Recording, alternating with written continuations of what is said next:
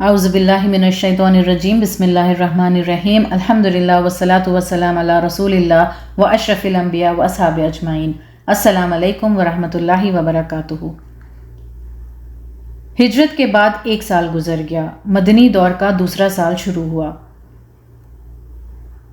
ہجرت سے تقریباً 17 مہینے بعد قبلہ چینج ہونے کا حکم آیا۔ جب رسول اللہ صلی اللہ علیہ وسلم مکہ میں تھے تو ان کی خواہش تھی کہ قبلہ خانہ کعبے کی طرف ہو، نہ کہ بیت المقدس کی طرف، تو وہ وہاں ایسے نماز پڑھتے کہ بیت المقدس کی طرف رخ تو کرتے لیکن خانہ کعبہ کی طرف بھی رخ ہوتا، لیکن مدینہ آنے کے بعد یہ ممکن نہ تھا۔ پھر ہجرت کے 17 مہینے بعد 2 ہجری میں کعبہ کی طرف رخ کر کے نماز پڑھنے کا حکم آیا۔ اسلام میں سب سے پہلی مسجد کعبہ تھی جس کی تعمیر فرشتوں نے کی تھی۔ بیت المقدس ایک جگہ کا نام ہے اور مسجد اقصی ایک مسجد ہے جو بیت المقدس کا ایک حصہ ہے۔ بیت المقدس کی تعمیر کعبہ کی تعمیر کے 1300 سال بعد اور سلیمان علیہ السلام کے زمانے میں ہوئی تھی۔ یہ قبلہ اس لیے چینج ہوا کیونکہ اللہ نے یہودیوں اور نصارہ کو بہت سارے نعمتوں سے نوازا اور ان کو لوگوں پر ترجیح دی، لیکن ان لوگوں نے اللہ تعالیٰ کی نافرمانی کی، اس لیے ان لوگوں سے یہ شرف لے کر امت محمدیہ کو دیا اور ان کو امت وسط بنایا گیا تاکہ آپ صلی اللہ علیہ وسلم کا میسج ہم آگے تک پہنچائیں۔ رمضان کے مہینے میں قریش کا ایک قافلہ سیریا جا رہا تھا۔ اس میں 50 آدمی، 1000 اونٹ اور 50,000 دینار تھے۔ اس قافلے کا سردار تھا ابو سفیان۔ طلحہ بن عبید اللہ اور سعید بن زید نے اس بات کی خبر آ کر مدینہ میں رسول اللہ صلی اللہ علیہ وسلم کو دی۔ آپ صلی اللہ علیہ وسلم نے مسلمانوں سے اس قافلے کو روکنے کو کہا جس سے معاشی، سیاسی، جنگی دبدبہ ان پر پڑتا۔ مسلمانوں کی فوج تیار ہوئی جس میں 313 مرد تھے، ان کے پاس 2 گھوڑے اور 70 اونٹ تھے۔ اس وقت ایسا ہوتا تھا کہ جب بھی کوئی لشکر جنگ کے لیے جاتا تب پیچھے کسی کو چھوڑ کر جاتے تاکہ کوئی شہر پر حملہ نہ کرے، تو ابن ام مکتوم اور ابو لبابہ کو مدینہ میں رکنے کو کہا گیا۔ اس وقت آپ صلی اللہ علیہ وسلم کی بیٹی رقیہ بھی بیمار تھی، تو آپ صلی اللہ علیہ وسلم نے اپنے داماد عثمان بن عفان کو بھی ان کے پاس مدینہ میں رکنے کے لیے کہا۔ عثمان بن عفان رضی اللہ عنہ میدان جنگ میں شامل نہیں تھے لیکن ان کا شمار بدری صحابہ میں ہوتا ہے۔ اس فوج کے چیف کمانڈر رسول اللہ صلی اللہ علیہ وسلم تھے اور جنرل لیڈر مصعب بن عمیر کو بنایا گیا۔ مسلمانوں کا فوج مکہ کی طرف جا رہا تھا۔ راستے میں بدر نام کی جگہ پر وہ رکے۔ وہاں پر ایک کنواں تھا جس کا نام بدر تھا۔ بدر بن یخلود نام کے ایک شخص نے اسے کھودا تھا۔ یہ جگہ مکہ اور مدینہ کے درمیان تھی، مدینہ کے زیادہ قریب۔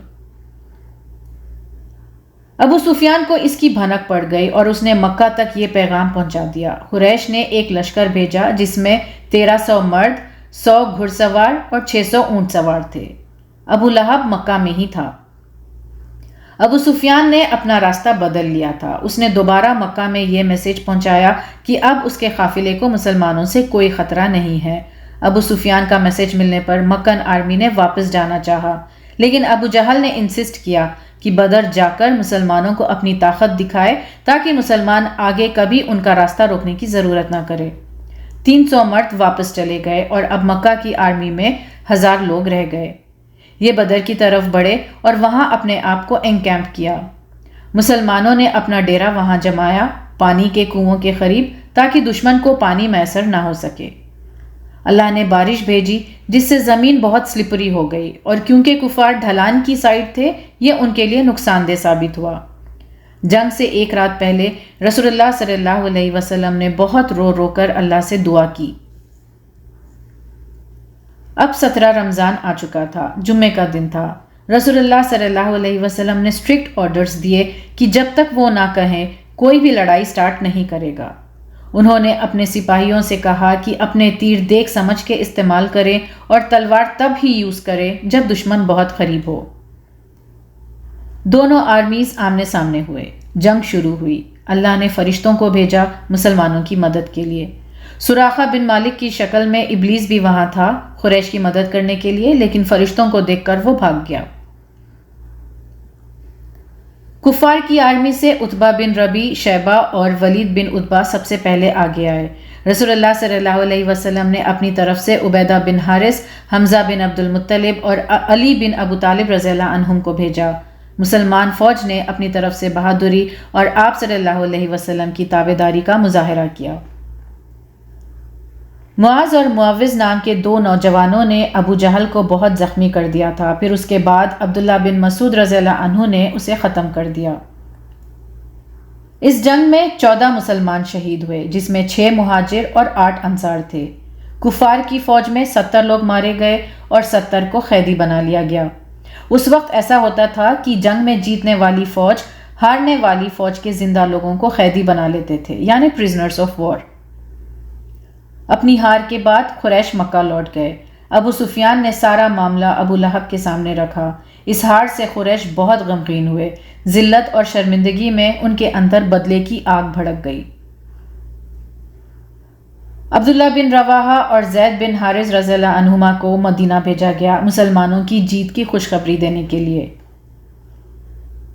جنگ کا میدان چھوڑتے وقت یہ مسئلہ اٹھا کہ مال غنیمت کا کیا کیا جائے، یعنی سامنے والی فوج کا جو سامان رہ گیا تھا اس کا کیا کرے۔ یہ مسلمانوں کی پہلی جنگ تھی، اس لیے یہ کنفیوژن تھا۔ پھر اللہ نے سورہ انفال کی پہلی آیت نازل کی اور اسی کے اکارڈنگ رسول اللہ صلی اللہ علیہ وسلم نے مال غنیمت تقسیم کی اور اپنے لیے 5واں حصہ یعنی 1/5 رکھ لیا۔ رسول اللہ صلی اللہ علیہ وسلم نے قیدیوں میں سے 2 قیدیوں کو مار دینے کا حکم دیا، جو تھے نضر بن حارث اور عقبہ بن ابی معیط، کیونکہ انہوں نے مکہ میں مسلمانوں کو بے حد اذیت دی تھی، اور باقیوں کے ساتھ نرمی سے پیش آنے کا حکم دیا۔ قیدیوں کے ساتھ کیا معاملہ کیا جائے، اس پر بھی ڈسکشنز ہونے لگے، کیونکہ یہ بھی ایک نیا ایکسپیرینس تھا ان کے لیے۔ ابو بکر رضی اللہ عنہ نے مشورہ دیا کہ ان سے ضمانت لی جائے، کچھ لے کر انہیں چھوڑ دیا جائے۔ عمر رضی اللہ عنہ کا خیال تھا کہ ان سب کو مار دیا جائے۔ پھر سورہ انفال کی آیات 67 اور 68 نازل ہوئی اور آپ صلی اللہ علیہ وسلم نے ابو بکر رضی اللہ عنہ کا مشورہ قبول کیا۔ جب ضمانتیں آنے لگی تب رسول اللہ صلی اللہ علیہ وسلم کے پاس ایک گلے کا ہار آیا۔ وہ ہار خدیجہ رضی اللہ عنہا کا تھا۔ ان کے بڑے داماد ابو العاص بھی قریش کی فوج میں شامل تھے۔ جب وہ قیدی بنا لیے گئے تب آپ صلی اللہ علیہ وسلم کی بیٹی زینب رضی اللہ عنہا نے وہ ہار بھیجا تھا انہیں چھڑانے کے لیے۔ وہ ہار خدیجہ رضی اللہ عنہا کا تھا اور انہوں نے اپنی بیٹی کو شادی میں دیا تھا۔ وہ ہار دیکھ کر رسول اللہ صلی اللہ علیہ وسلم کا دل پگھل گیا اور خدیجہ رضی اللہ عنہا کی یادیں تازہ ہو گئی۔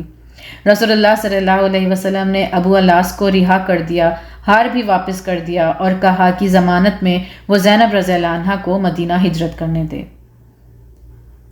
کچھ قیدیوں کے پاس اپنے آپ کو چھڑانے کے لیے کچھ نہیں تھا، لیکن وہ پڑھنا لکھنا جانتے تھے، تو آپ صلی اللہ علیہ وسلم نے ان کو کہا کہ وہ انصار بچوں کو پڑھنا لکھنا سکھائیں۔ جنگ بدر میں مسلمانوں کی جیت کے بعد مدینہ کے کئی لوگ ایمان لے آئے۔ اس جیت کے بعد یہودی بھی غصے سے آگ ببولا ہونے لگے۔ انہوں نے کہا کہ قریش تو جنگ میں ان ایکسپیرینسڈ ہے، ہم سے لڑ کر جیت کے بتاؤ۔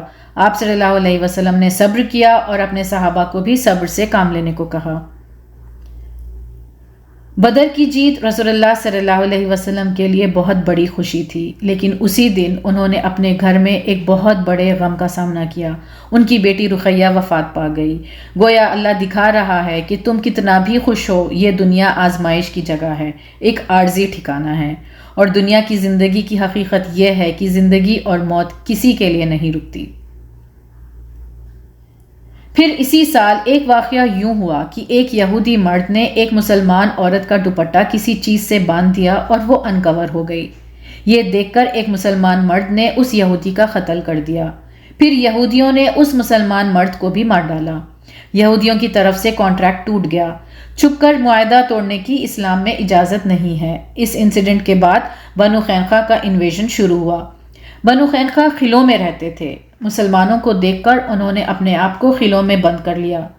شوال 2 ہجری میں مسلمانوں نے بنو قینقاع کو 15 دن تک گھیرے رکھا اور ان تک پہنچنے والے تمام سپلائز روک دیے۔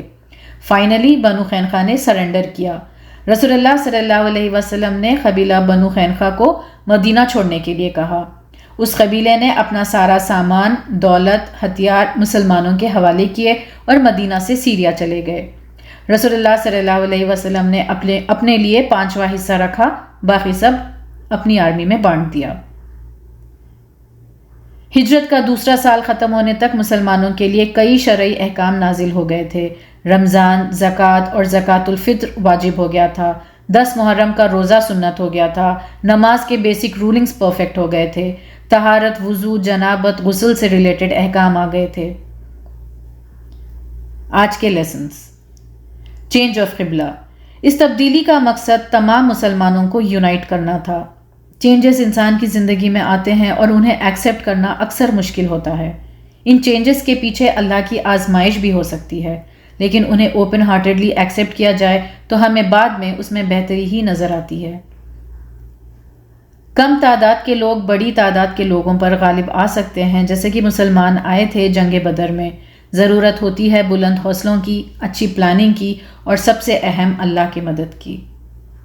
اللہ کی مدد غائب سے بھی آ سکتی ہے۔ آج کے لیے اتنا ہی۔ وآخر دعوانا ان الحمد للہ رب العالمین۔ السلام علیکم ورحمۃ اللہ وبرکاتہ۔